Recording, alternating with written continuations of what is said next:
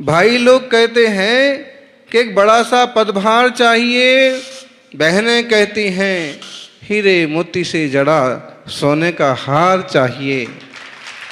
लेकिन तीर्थंकर वर्धमान महावीर स्वामी कहते हैं एक अच्छे जीवन के लिए तो केवल और केवल अच्छे संस्कार चाहिए। अच्छे संस्कार मिल जाएं तो सरकार भी कोई मायने नहीं रखती। अच्छे संस्कार हों तो कार भी कोई मायने नहीं रखती। कहते हैं कार तो तुम्हें केवल धरती की यात्रा करा पाएगी, लेकिन संस्कार तुम्हें परलोक की यात्रा भी करा देते हैं, तीर्थों की यात्रा भी करा देते हैं। इसलिए सबसे ज़्यादा जरूरी है संस्कार। और संस्कार महोत्सव आज संपन्न हुआ। ब्राह्मण परिवारों में तो बहुत बार देखा भी होगा यज्ञोपवीत संस्कार, लेकिन जैन सेनाचार्य की इस विधि को पीठ में जैन समाज में शायद पहली बार इस रूप से नन्हे मन्ने बटक जैनत्व के संस्कार का मतलब है अब नियम हो गए उनके, जिंदगी में कभी मद्य शराब नशे को हाथ नहीं लगाएंगे। अब जिंदगी में कभी मांस मच्छी को हाथ नहीं लगाएंगे। यूं भी नहीं लगा रहे थे, लेकिन कल के दिन बड़े अधिकारी भी बन गए, धनवान भी बन गए, तब भी नहीं लगाएंगे। और न किसी को मारेंगे और न खुद बेमौत मरेंगे, न हत्या करेंगे न आत्महत्या करेंगे। 5 अणुव्रत का पालन करेंगे। अहिंसा अणुव्रत, जानबूझ के किसी को नहीं मारना और न जानबूझ के मरना।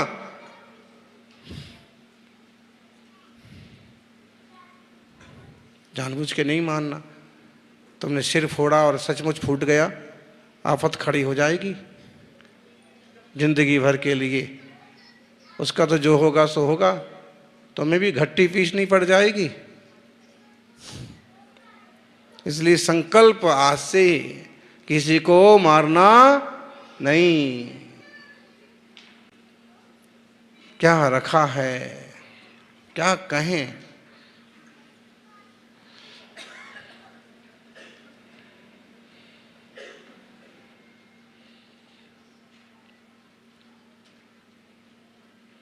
चार दिन की जिंदगी तकरार किस लिए, रहती है दिलों में दीवार किस लिए, है साथ कुछ दिनों का फिर सब जुदा जुदा, राहों में बिछाएं बैर के फिर तार किस लिए।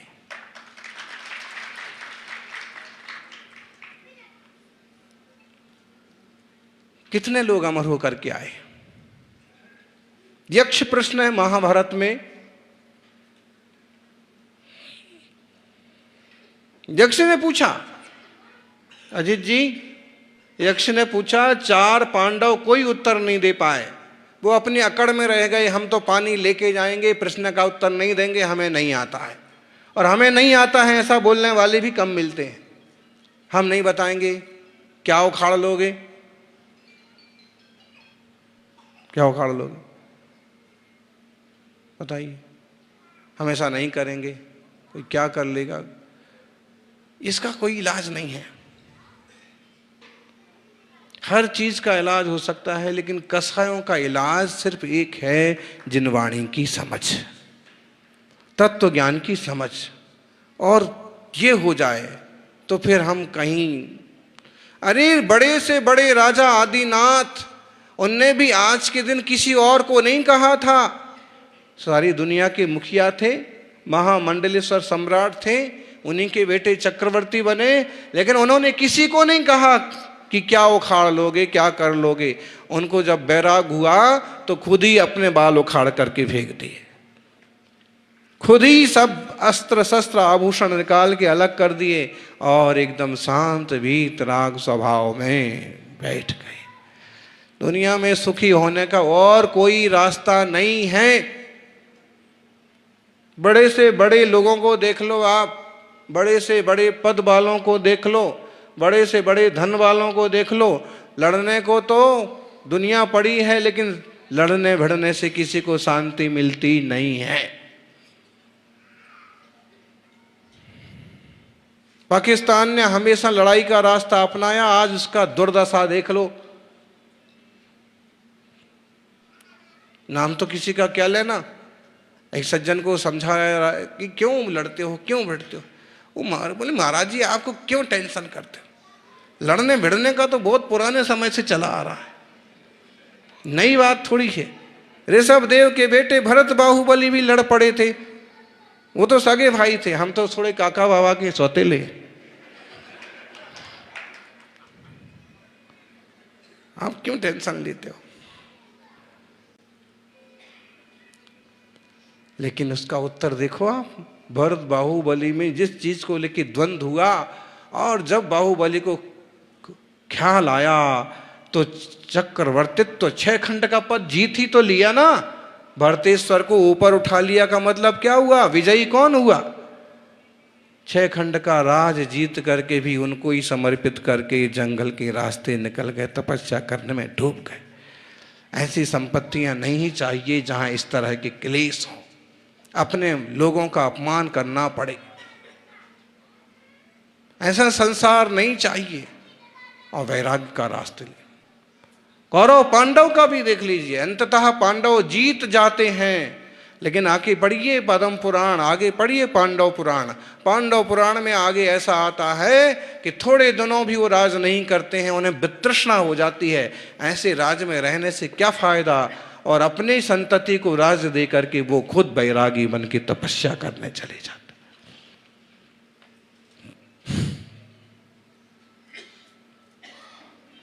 4 दिन की जिंदगी, तकरार किस लिए, रहती है दिलों में दीवार किस लिए, है साथ कुछ दिनों का। कुछ दिनों का आप साल मान लो, 70-80 साल कोई बहुत बड़ी चीज है क्या।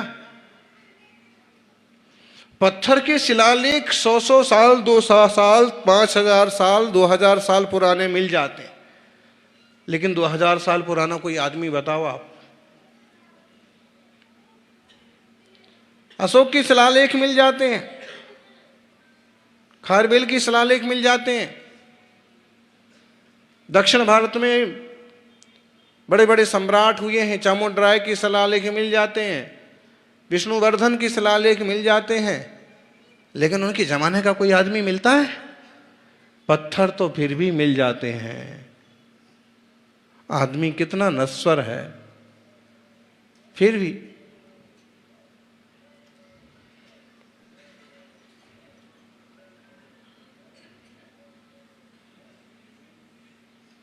धरती पर बैठा आदमी अपने पैसे गिनता है, पद गिनता है, इज्जत गिनता है, पैसा गिनता है। ऊपर बैठा हुआ यमराज इसकी सांसें गिनता है।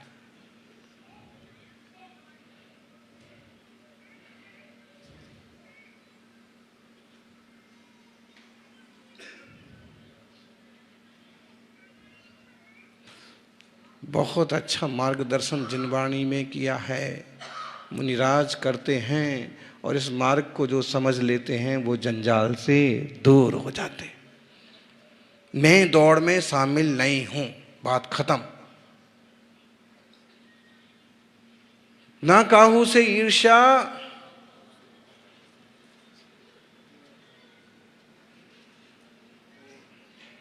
ना किसी से किसी तरह की ईर्ष्या, ना किसी से किसी तरह की होड़। मेरी अपनी मंजिल, मेरी अपनी दौड़। अकेले ही दौड़ने वाला हूं, फर्स्ट कौन आएगा बताओ बच्चों। अकेले दौड़ लगाओगे तो फर्स्ट कौन आएगा। तुम लोग क्या कर रहे हो सब, ये ऐसे संस्कार हो रहे, गांधी जी बन करके बैठ गए सब एक लंगोट पर।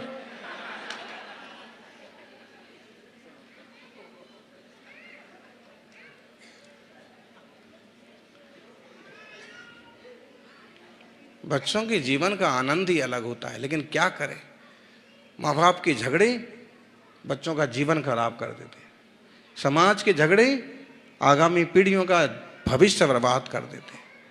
बड़े लोगों की लड़ाई में नुकसान होता है छोटों का। जिन घर में माँ बाप लड़ते रहते उन बच्चों का हाल देखिए आप, मेरिट में तो कभी आ ही नहीं सकते। ये जरा से समझदार होते और उन्हें मालूम पड़ता है कि कुछ गलत बात है तो खुद बैड फील करते हैं, अवसाद में चले जाते हैं, यार कहाँ जन्म ले लिए, कहाँ आ गए।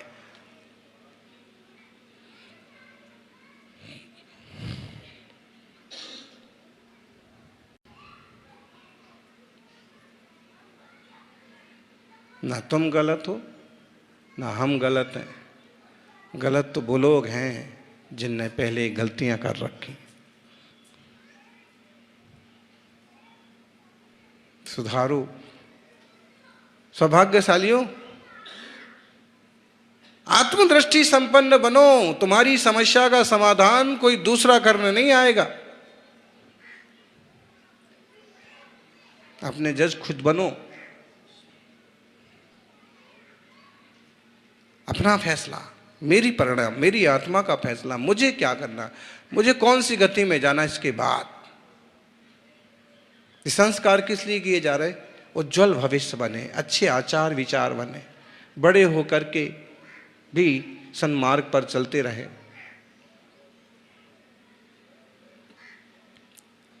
सज्जनों,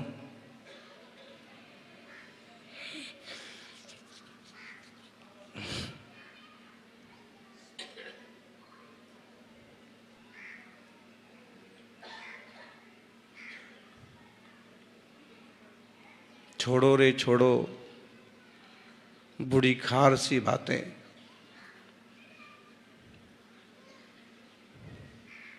छोड़ो रे छोड़ो बुरी तकरार की बातें।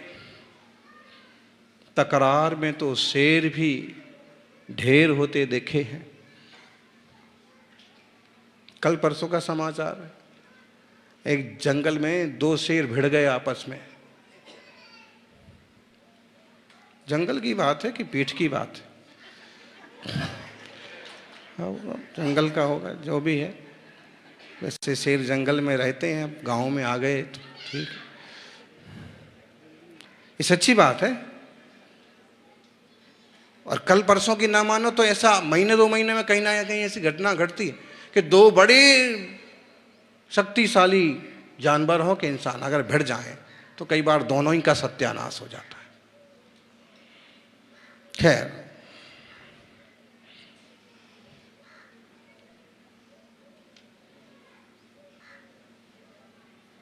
जब दवाई फायदा ही नहीं कर रही है तो जबरदस्ती दवा खिलाने से मतलब क्या?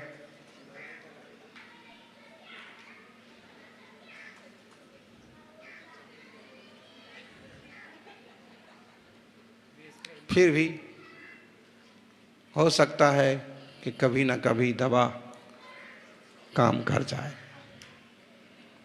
आज आयुर्वेद है और आयुर्वेद थोड़ा लंबा समय में भी काम करता है।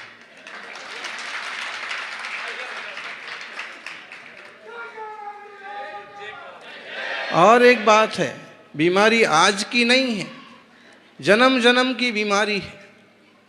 इस जीव ने कभी अपने शुद्ध स्वभाव को समझा ही नहीं है।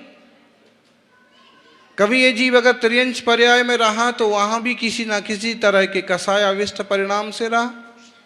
कभी वृक्ष पौधे की पर्याय में रहा तो वहां भी किसी ना किसी। हम आपको बताएं, श्रवण बेलगोल विहार के समय एक प्रसंग हमने देखा। कटहल का पेड़ देखा आप लोगों ने? कैसा होता है? कैसा अंदाज से कोई नाम लेके बताइए। आम जैसा होता है, लेकिन वो कटहल का पेड़, वहां सारे के सारे पेड़ यूकेलिप्टस जैसे थे, नीलगिरी के।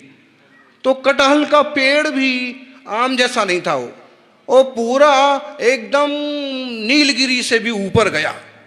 हमने अपने साथ वालों को बताया कि देखो इसकी मान का साय, कटहल कभी ऐसा नहीं होता है, लेकिन नीलगिरी के बीच में करके ये दिखाना चाहता है कि मैं भी तुमसे लंबा हो सकता हूं। सच्ची घटना है। 2008 में 9 में जब श्रवण बेलगोल की यात्रा की, उस तरफ जंगल अलग अलग तरह के बहुत हैं। पशु भी नहीं छोड़ते कसाय भाव। आपका दोष नहीं ज्ञानी, ये जन्म जन्म के ऐसे संस्कार हैं। और अगर ये संस्कार हम इस भाव में ना मिटा पाए तो फिर मिटाने का कोई रास्ता। मुनिराज क्या कर रहे हैं? इसी सबको धोने की तो कोशिश कर रहे हैं। क्या कर रहे हैं मुनि महाराज जी? आंखें बंद करके कह को बैठे। अच्छे खासे इंजीनियर बन गए थे पढ़ लिख करके, कहीं एकदम बड़ी कंपनी में राज करते नहीं।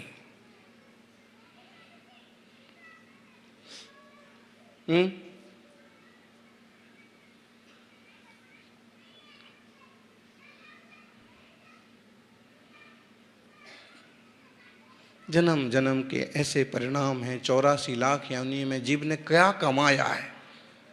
कुछ नहीं कमाया, यही सब कमाया फिजूल का क्लेश। लेकिन ये योनि में हमें समझने का मौका है। उस रास्ते नहीं जाना जिस रास्ते काटे हो, जिस रास्ते हमारी पर्याय बिगड़े, जिस रास्ते हमारा संसार बढ़े। और ऋषभ देव ने यही रास्ता अपनाया। क्योंकि हम उनकी 10 भावों को जान सकते हैं, उसके पहले का इतिहास नहीं मिलता। फिर भी उस 10 भावों में आप देखिए किस सावधानी से आगे बढ़ते गए। और जो जो जीव रास्ते में मिलते गए, यानी दोस्ती बन जाती है तो भी भाव भाव में साथ चली जाती है, और अगर दुश्मनी मान ली जाती है तो भी पीछा नहीं छोड़ती। ऋषभ देव के 10 भावों में वो 8 जीव, 4 जीव तो शुरू से जुड़ गए। फिर वो आहार दान के समय 4 जानवर वाले जीव और जुड़ गए, 8 जीव। उसके बाद जुड़ते गए और वो सब जीव आकर के एक ही परिवार में, ऋषभ देव, बाहुबली, भरत, वृषभसेन, ब्राह्मी सुंदरी, और इतना बड़ा परिवार। जो लोग यहाँ एक साथ बैठ सकते हैं वो लोग वहाँ भी एक साथ बैठ पाएंगे। जो लोग यहाँ एक साथ बैठ सकते हैं वही भगवान बन के सिद्धों के समूह में एक साथ बैठ पाएंगे।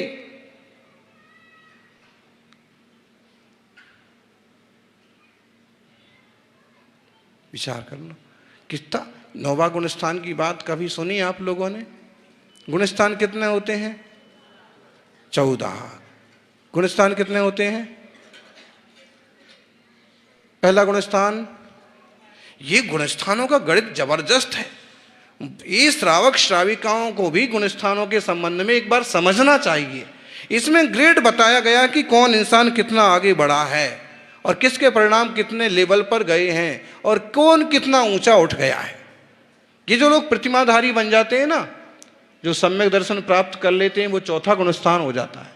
और सम्यक दर्शन के साथ साथ है कि व्रती बन गए तो 5वां गुणस्थान। इंसान नहीं, पशु भी अगर इस टाइप से बना ले भाव, उसका भी 5वां गुणस्थान हो जाएगा। गजब का है। जैन दर्शन केवल जैनों का नहीं है, जैन धर्म जन जन का है, जीव मात्र का वस्तुनिष्ठ विज्ञान है। यहां ये बताया गया कि पेड़ जो है एक इंद्रिय है, इसमें प्राण है, तो ये पेड़ भी एक इंद्रिय है, तो ये भी एक इंद्रिय है। ये जो पंखी उड़ रहा है, ये कीड़ा उड़ रहा है, ये 4 इंद्रिय है। जो चिड़िया है वो 5 इंद्रिय, उसके स्पर्श रस कान सब कुछ है। ये इंसान है, इंसान सब इंसान है। जान पहचान के लिए आप उनके कुल गोत्र जाति वर्ण सब बना लो, उससे कोई मतलब नहीं। जैन दर्शन वस्तुनिष्ठ धर्म है। वस्तुनिष्ठ धर्म मतलब जो व्यवस्था जैसी है उस चीज को वैसे कहने वाला। और एक गजब की बात, जिसने ये स्वीकार नहीं किया कि कोई एक देवता इस दुनिया को चलाएगा। खास अंतर इसमें अलग कहां पड़ता है? यहां अलग पड़ता है। महावीर स्वामी एक घोषणा करते हैं कि प्रत्येक व्यक्ति स्वतंत्र है, जो जैसा कर्म करेगा उसको वैसा फल खुद ही भोगना पड़ेगा। ईश्वर की बीच में दलाली की कोई जरूरत नहीं है। तुम्हारे जिम्मेदार तुम हो, तुम भगवान को बीच में क्यों डालते हो? सत्कर्म करो, अच्छी पर्याय, खटकर्म करो, बुरा फल खुद भोगो। अपना अपना बैंक है, अपना अपना खाता। जो भी जैसा कर्म करेगा वैसा ही फल पाता।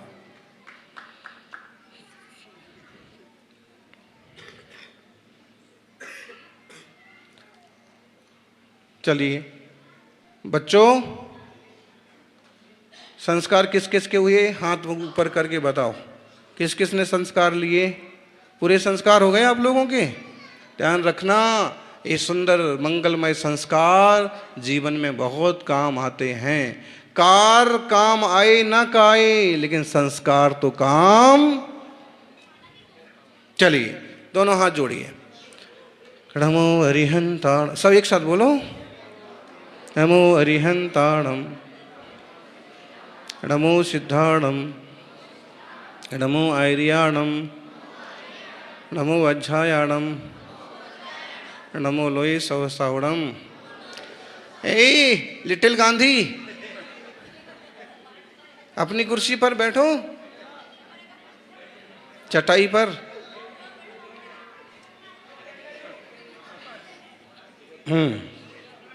हाथ जोड़िए।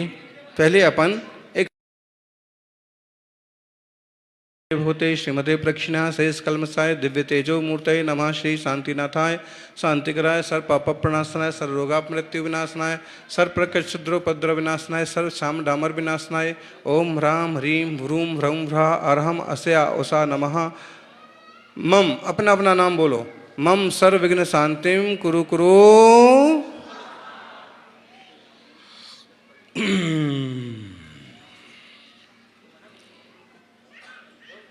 अब हाथ जोड़ना है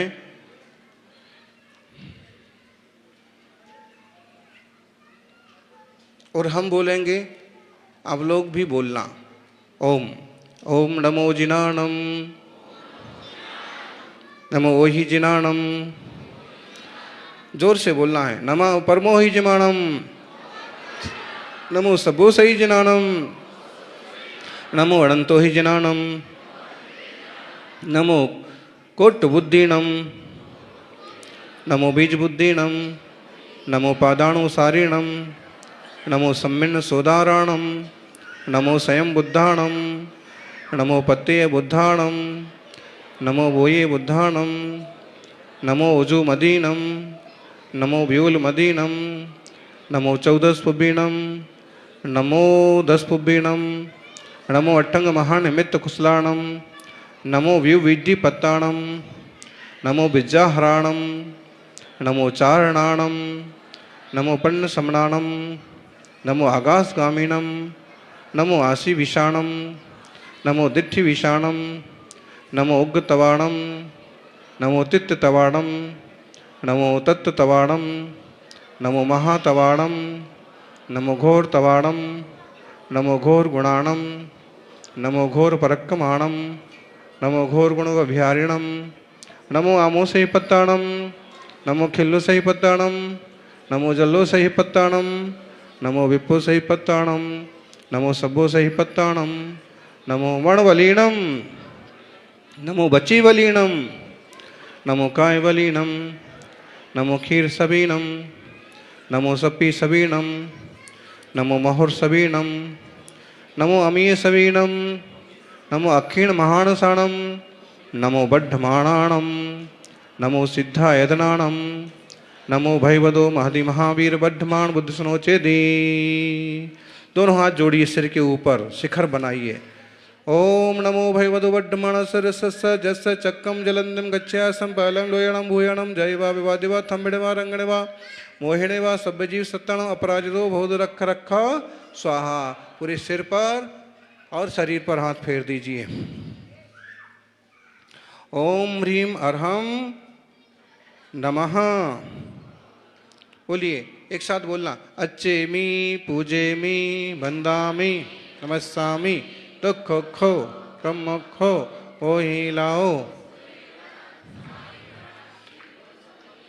मध्यम। अब एक मंत्र बोलना है जो आपको याद करना है। किसके लिए? विद्या के लिए।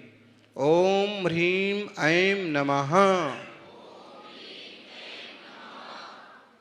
जोर से बोलो। ओम ह्रीम ऐं नमः। विद्या किस किस को चाहिए? सरस्वती। बुद्धि किस किस को चाहिए? आपको नहीं चाहिए? चाहिए? बोलो जोर से फिर, ओम ह्रीम ऐं नमः।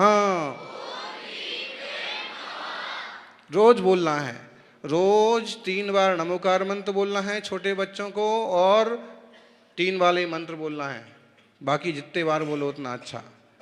जब सोते हैं तब भी बोलना, जागते हैं तब भी बोलना, भोजन करते हैं तब भी बोलना, और कब बोलना? जब पढ़ाई करते हैं।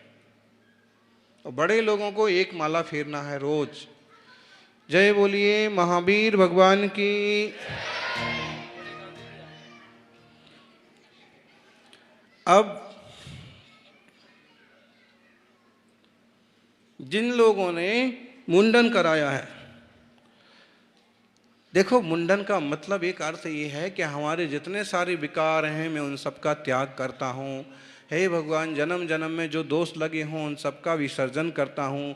आज से मेरा जीवन अच्छा हो। खड़े हो जाओ जिन जिन ने। दूसरा, मुकुट निकाल दो, मुकुट निकाल दीजिए। दूसरा, केस लॉन्च करने का भी प्रतीक है। अब केस लॉन्च करना तो कठिन है, लेकिन फिर भी जिंदगी में हमें भी ऐसा केस लॉन्च करने का मौका मिले। अब सब ऊपर आ जाइए, एक एक करके ऊपर लाइन से। ये दौड़ के नहीं, आराम आराम से आओ। आ जाओ आ जाओ आ जाओ। छोटे बच्चे दौड़ सकते हैं। ये फोटोग्राफर कैमरा मोबाइल लेके आ जाओ, फोटो खींचते जाओ। कि समाज का बच्चा, कोई युवक आ जाओ, फटाफट ऊपर आ जाओ, ऊपर आ जाओ ऊपर। ये चलिए। नमो हरिहंताणम, नमो सिद्धा, नमो आयरम, नमो ज्ञान, नमो सब साहुणम। एक एक करके है ना। ओम एक एक करके आएंगे बेटा, ऐसे ऊपर ऐसे एक साथ इकट्ठा मत चढ़ जाओ।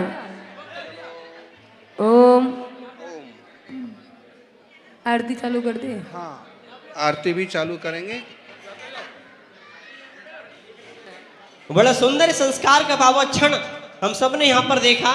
गुरुजी के पर मुखाबिंद से पवित्र प्राचीन मंत्रों का उच्चारण हुआ, और मंत्रों की ऊर्जा, ये गुरु का आशीर्वाद एक नए गुल खिलाएगा, आपको सफलता की ऊंचाइयों तक आपको पहुंचाएगा, और आपके उनमें अद्भुत शांति का निर्माण करेगा। तो आइए चले गुरुदेव की पवित्र आरती की तरफ। जो आरती के सौभाग्यशाली, जो महान महानुभाव है, वे नीचे से ही गुरुदेव की इस पवित्र आरती के इस प्रसंग को प्राप्त करेंगे। और शाम को दीपार्चन का पवित्र प्रोग्राम मंदिर जी में ही, अध्यक्ष महोदय, मंदिर जी में ही रखा जाएगा दीपार्चन का प्रोग्राम। प्रत्येक परिवार को उस प्रोग्राम में शामिल होकर दीपक की अर्चना करनी है और प्रभु के चरणों में प्रार्थना करनी है। भगवान की आरती वाले सभी जो सौभाग्यशाली परिवार है वो आ जाएंगे। सभी लोग अपने स्थान पे खड़े हो जाएंगे और बड़े भक्ति के साथ पंच परमेष्टि भगवान की।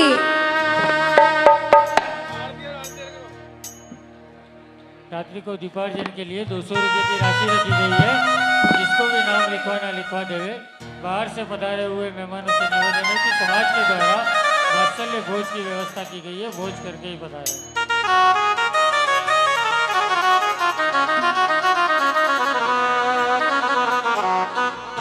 कल गुरुदेव के प्रवचन में आप पधारिएगा और गुरु मंदिर के शिलान्यास में भी आप सब पधारिएगा। आइए माता जी।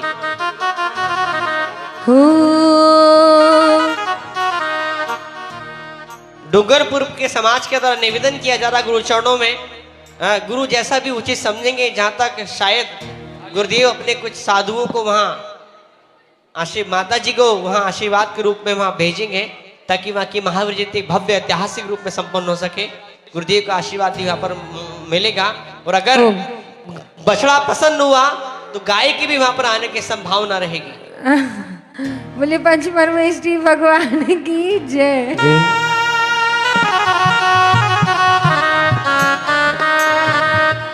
इह विधि मंगल आरती कीजे, पंच परम पद भज सुख लीजे। पहली आरती जिन राजा, भवदति पार उतार दिहाजा। दूसरी आरती सीधन केरी, सुमिरन करत मिटे रे भव फेरी। तीसरी आरती सुर मोनिंदा, जन्म मरण दुख दूर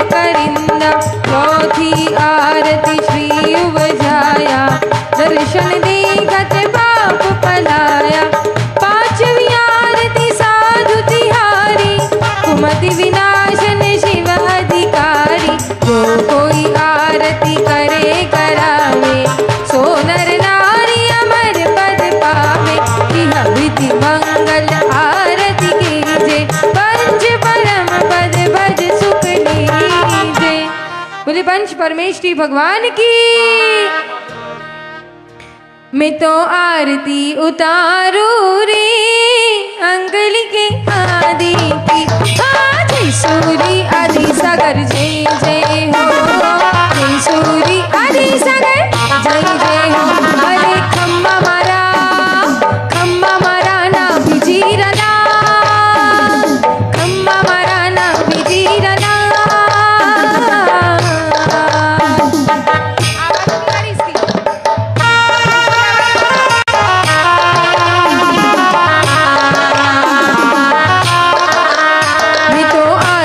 उतारू रे अंगली की आदि की। जय सूरी आदि सागर जय जय हो, जय सूरी आदि सागर जय जय हो। बड़े तपस्वी थे हो ऋषिराज आदि सागर जी, आदि सागर जी। क्या क्या महिमा उनकी गाओ आदि सागर की। जो 7 दिन उपवास करे एक दिन आहार कर, वो भी एक वस्तु ले जी। मैं तो आरती इफेक्ट रखो उसकी, बंद मत कर दो इफेक्ट। आदि की जय सूरी आदि सागर जय जय हो, जय सूरी आदि सागर जय जय हो। ए वाला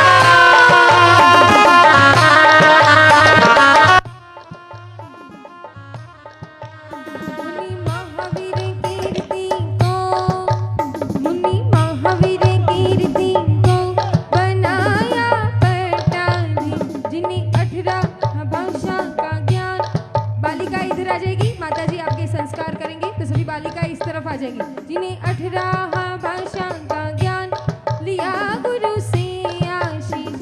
जो परिशाह को सहन कर आत्म का चिंतन कर, मधुमक्खी जब लिपट रही थी। मैं तो आरती उतारू रे महावीर कीर्ति की। जय सूरी महावीर कीर्ति जय जय हो, जय सूरी महावीर कीर्ति जय जय हो।